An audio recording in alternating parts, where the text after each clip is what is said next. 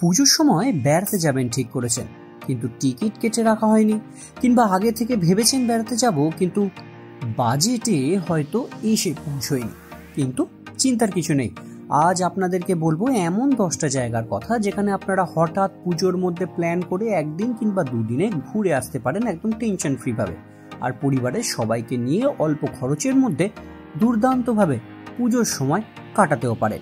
সেরকমই 10 জায়গার সন্ধান নিয়ে এসেছি এই ভিডিওটা শুরু করার আগে বলে রাখি, আগামী দিনেও আমার চ্যানেলে এরকম প্রচুর ভিডিও আসবে যেগুলো আপনারা লো বাজেটে ঘুরতে যেতে পারবেন সেরকম প্ল্যান। সেইগুলো পাওয়ার জন্য অবশ্যই চ্যানেলটিকে সাবস্ক্রাইব করে রাখুন, আর অবশ্যই ভিডিওটা ভালো লাগলে বন্ধু বান্ধবদের মধ্যে শেয়ার করবেন, আর ভিডিওটা ভালো লাগলে লাইক করবেন। তাহলে শুরু করি। আজকে প্রথম যে গন্তব্যের কথা বলবো সেটা সবার কাছে একটু অপরিচিত, কিন্তু সহজেই কাঁথি থেকে পৌঁছে যাওয়া যায় এই বিচে। দীঘার ভিড়ভাট্টা এড়িয়ে লাল কাঁকড়া সংরক্ষিত জায়গা এই বগুড়ান জলপাই। বিস্তৃত সমুদ্র তট ধরে হাঁটাহাঁটি করা যায় অনায়াসে। গাড়িতে করে আপনারা অনায়াসে পৌঁছে যেতে পারেন বগুড়ান জলপাই, কিংবা কাঁথি থেকে গাড়ি বা অটো করে পৌঁছে যাওয়া যায় বগুড়ানে। তারপর অবশ্যই বলা যেতে পারে শান্তিনিকেতনের কথা। কবিগুরুর শহর বললেই আলাদা একটা আবহাওয়া পাওয়া যায়। চট করে ট্রেনে উঠলে আপনারা পৌঁছে যাবেন বোলপুর। তার জন্য আগে থেকে আলাদা করে টিকিট কাটবারও দরকার নেই, কিংবা গাড়িতে করেও আপনারা অনায়াসে কলকাতা থেকে পৌঁছতে পারেন। আর ঘুরে দেখতে পারেন সোনাঝুরির হাট, বিশ্বভারতীর ক্যাম্পাস খুলে গেছে, খোয়াইয়ের ধার আর কঙ্কালীতলা। এরপর আসি বাঁকুড়া স্টেশন থেকে মাত্র 30 কিলোমিটার দূরে শুশুনিয়া পাহাড়ের পাদদেশে অচিন এক গ্রাম শিউলিবোনা। বহু প্রাচীন এই অঞ্চল শুশুনিয়া পাহাড়ের গায়ে রাজা চন্দ্রবর্মনের শিলালিপি সেই দাবিকে আরো প্রতিষ্ঠা করে।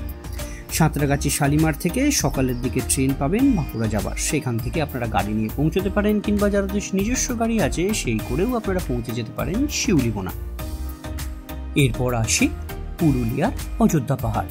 ছোট্ট ট্রেক, পাহাড়ি ঝর্ণা আর সবুজে ভরা পরিবেশ, একদিনেই রিফ্রেশ হয়ে যাবেন এখানে। ঘুরে দেখতে পারেন লোয়ার ড্যাম, আপার ড্যাম। এই জায়গাগুলোতে কিন্তু এই সময়ে বেশ ভালোই পর্যটকদের আনাগোনা ঘটে।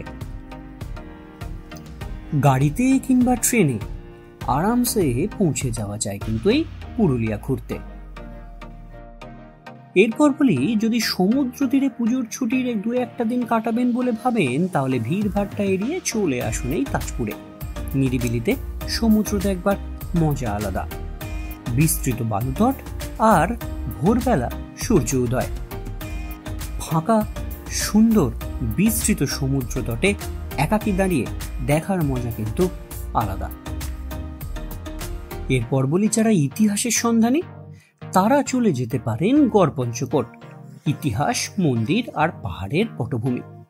যারা ফটোগ্রাফি প্রেমী তাদের জন্য কিন্তু এই জায়গাটা অসাধারণ। আসানসোল হয়েও ট্রেন ধরে গড়পঞ্চকোট পৌঁছানো যায়, আবার চাইলে আপনারা গাড়িতে করেও কিন্তু গড়পঞ্চকোট পৌঁছতে পারেন।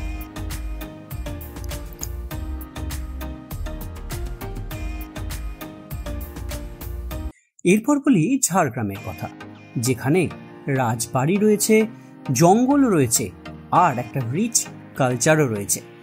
সেই ঝাড়গ্রামে যদি পৌঁছতে হয় গাড়িতে করে আপনারা 4.5-5 ঘন্টায় পৌঁছে যেতে পারবেন। ট্রেনে করে মাত্র 2.5 থেকে 3 ঘন্টার মধ্যে আপনারা পৌঁছে যাবেন এই ঝাড়গ্রাম।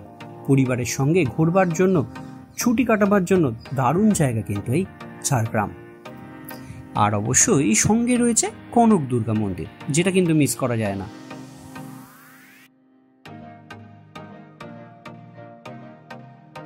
এরপর বলি, যারা সমুদ্র ভালোবাসেন তাদের জন্য লাল কাঁকড়ার সৈকত বকখালি। বকখালির সমুদ্র তীরে আপনারা পুজোর ছুটি কাটাতে পারেন। লাল কাঁকড়ার সৈকত, হাওয়া আর শান্ত পরিবেশ একদিনের ফ্যামিলি ট্রিপের জন্য খুব সুন্দর হয়ে উঠতে পারে। আপনারা চাইলে ট্রেনে করেও পৌঁছতে পারেন, কিংবা গাড়িতে করেও অনায়াসে এই বকখালি পৌঁছতে পারেন। এরপর বলি, যারা একদম লো বাজেটে ট্যুর ঘুরছেন কলকাতা থেকে 30-40 কিলোমিটারের মধ্যে, তাদের জন্য কিন্তু বেস্ট অপশন হতে পারে চন্দননগর। চন্দননগরের স্ট্র্যান্ডে সময় কাটাতে পারেন, চন্দননগর চার্চ, চন্দননগর মিউজিয়াম। আর যদি আপনারা কলকাতার মতন বেস্ট কোনো দুর্গাপুজো দেখতে চান তাহলে চন্দননগরের বাগানবাটির দুর্গাপুজোটা আপনারা কিন্তু এই পুজোর মধ্যে একদিন এসে উপভোগ করে যেতে পারেন। সঙ্গে অবশ্যই রয়েছে কাছের মধ্যে ইমামবাড়া ব্যান্ডেল চার্চ। এই রুটটা আপনারা একদম সস্তায় পুজোর ছুটিতে করতে পারেন ফ্যামিলি নিয়ে। সবশেষে বলি মুকুটমণিপুরের কথা। কংসাবতী বাঁধের ধারে মনোরম পরিবেশে দুটো একটা দিন ছোট্ট ট্রিপ আপনাদের ফ্যামিলি নিয়ে জমে উঠতে পারে। চাইলে বন্ধু বান্ধব নিয়েও আসতে পারেন। ট্রেনে করে কিংবা গাড়িতে করে অতি সহজে মুকুটমণিপুর পৌঁছানো যায়। আর বোটের জলে বোটিং করে সময় কাটাতে পারেন এই মুকুটমণিপুরে। সূর্যাস্ত দেখতে কিন্তু এখানে দারুণ লাগে। তো বন্ধুরা, এবার পুজোতে টিকিট না থাকলেও আর কিন্তু চিন্তা নেই। হঠাৎ প্ল্যান করে এই 10টা জায়গার মধ্যে যে কোনো একটাতে চলে যান। পরিবারের সঙ্গে সময়টা একেবারে স্পেশাল হয়ে উঠবে। কেমন লাগলো এই সাজেশনগুলো কমেন্ট করে জানাবেন অবশ্যই। আর ভিডিওটা ভালো লাগলে লাইক, শেয়ার আর সাবস্ক্রাইব করতে ভুলবেন না। আর যাতে পুজো ট্রাভেলে কোনো রকম কোনো আপডেট মিস না করতে চান তাহলে অবশ্যই মনে করে চ্যানেলটিকে সাবস্ক্রাইব করে রাখবেন। দেখা হচ্ছে খুব তাড়াতাড়ি আরও এরকম ইন্টারেস্টিং টপিক নিয়ে।